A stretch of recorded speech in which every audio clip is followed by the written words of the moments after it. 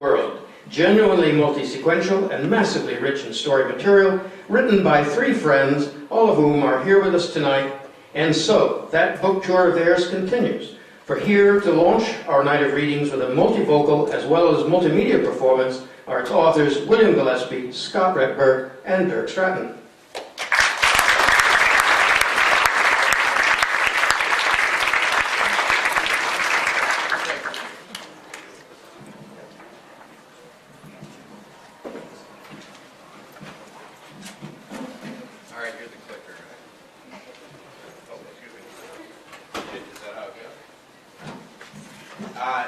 Thank you very much, especially thanks to Robert Coover for bringing us here tonight. This is really a silly dream come true for us.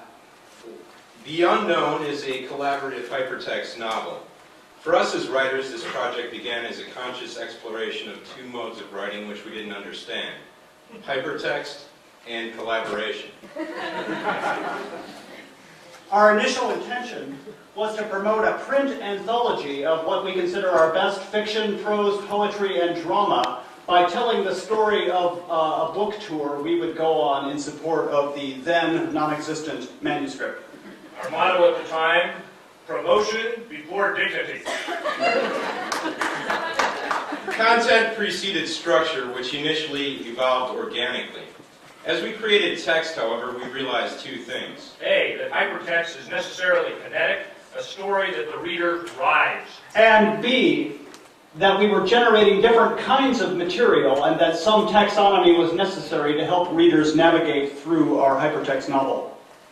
To this end, we adopted a metaphor from the Chicago Transit Authority's subway map and placed the material on differently colored lines. The red line is a sickeningly decadent, publicity-driven hypertext novel that describes the aforementioned book tour.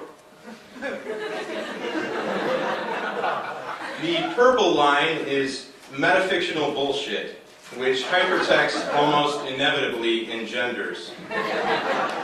The blue line is a collection of documentary materials about our real-life adventures.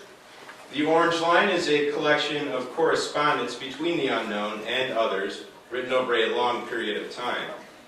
The brown line is a collection of related image-equal-text projects, including Katie Gilligan's watercolor diary.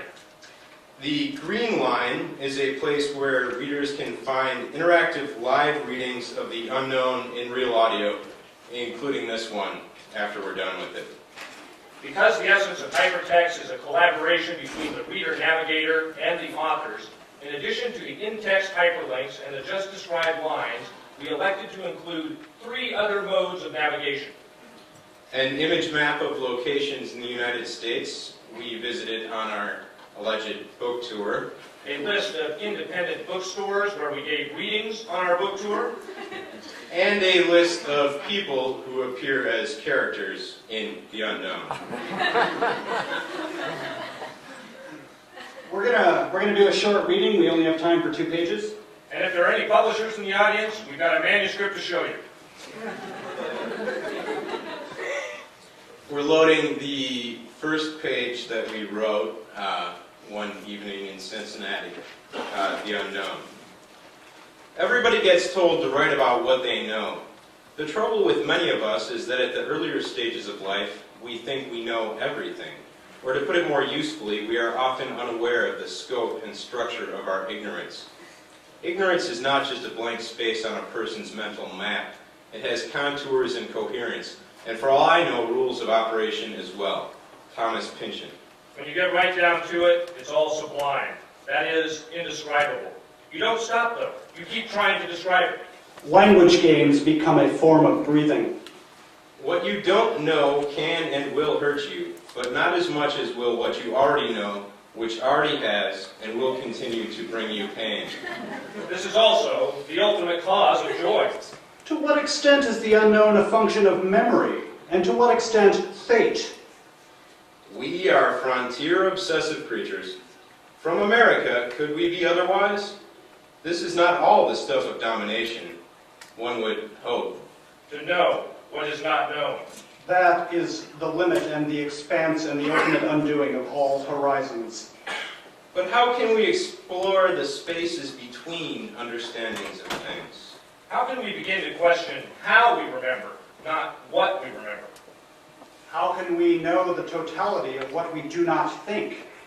There is a problem of scale. To discuss U.S. foreign policy is to avoid discussion of the fact that we are sitting at a table. There is a problem of etiquette. That is, in addition to the unknown, there is the undiscussed. And we are sitting at a table, but that fact is not very interesting to us right now. Brown was paying us $10,000 and giving us a very large auditorium with a state-of-the-art overhead projector Mac with a T1 internet connection so we could read our hypertext live from the net. They were stocking their bookstores with our books and large colored posters of us. Cooper was making the reading required for his students in Hypertext 301, Spaces and Fragments. When we got to Providence, though, extraordinarily exhausted from 3 days of solid 70-plus MPH, a call from Marla on the cellular informed us that the gig at Brown had been canceled because the auditorium had been requested at the last minute by the Kronos Quartet. Kronos had been delighting and outraging their fans this tour by performing the album Led Zeppelin II straight through, as arranged for string quartet, theremin, water drums, and a variety of original microtonal instruments built by Harry Partch. But Brown was paying us anyway. So after our underattended, even for us, reading at Books on the Square, there was nobody from Brown to greet the unknown in Providence. Sleep deprived, our discouragement tainted with relief, we had nothing to do for the rest of the day but drink.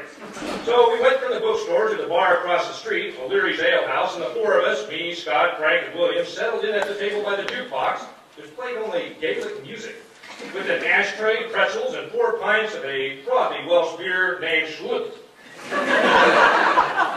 There was an old man at the bar and a man in a suit playing darts alone in a cozy sense that if time passed here, it passed by outside. We each began reading a scene for the unknown Hypertext 2, The Time Machine. The next day we would have an argument which would lead us to rejecting the time machine idea. Scott, on the snappy laptop Marla had bought him for his 30th birthday, began typing his proposal. None of us ever knew if he was serious. For a cable station called WTV, Writer Television.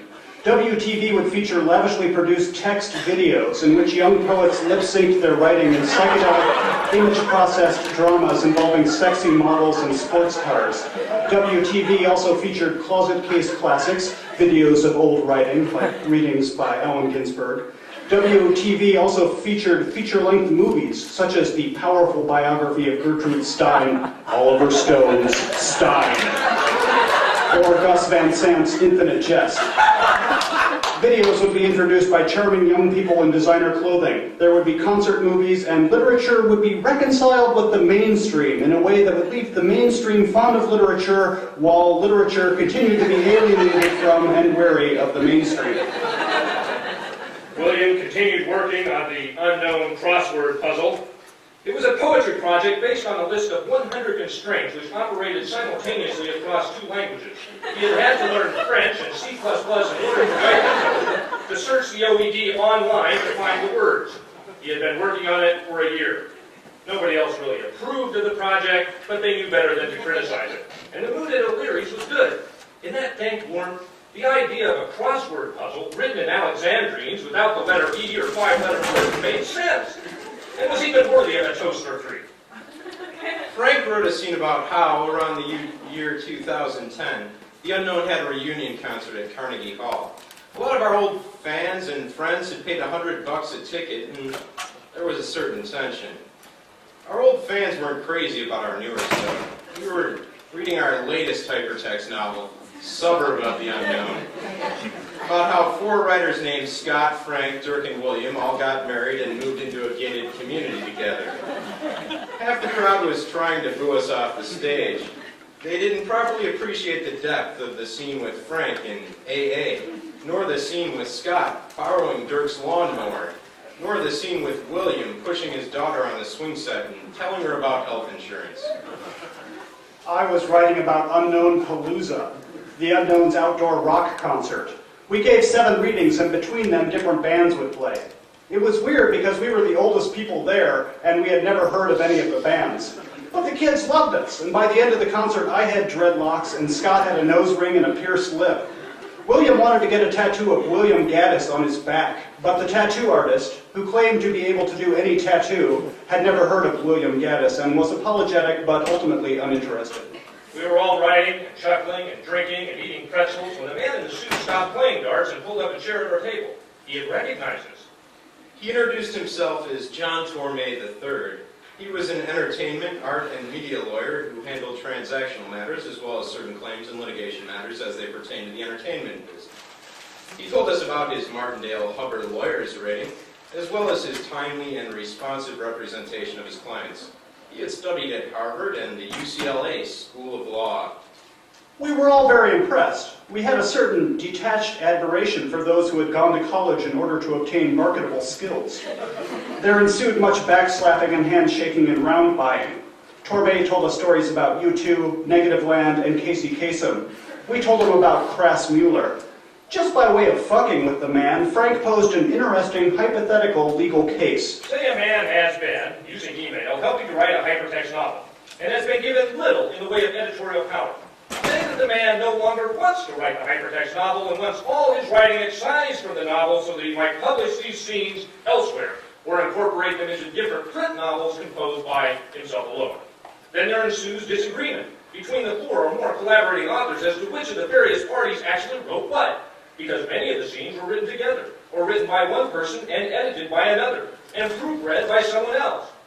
Some were written under the influence or over Telnet. The disagreements are very complicated indeed. Say, for example, that there is a very heated argument over whose property is the softcore porn art poem Still Life with My Pecker, or someone's always fucking with my mirrors. Say the man hires you. How do you proceed? But we never got to hear his opinion because at that point Robert Coover, the Kronos Quartet, and a gaggle of brown faculty entered the bar. Carol Mesa was buying everyone drinks. Gail Nelson winked at us and put a $5 bill into the jukebox. William ran over and hugged his friend Rishi, who came to sit with us. It looked like we might get to have fun in Providence after all.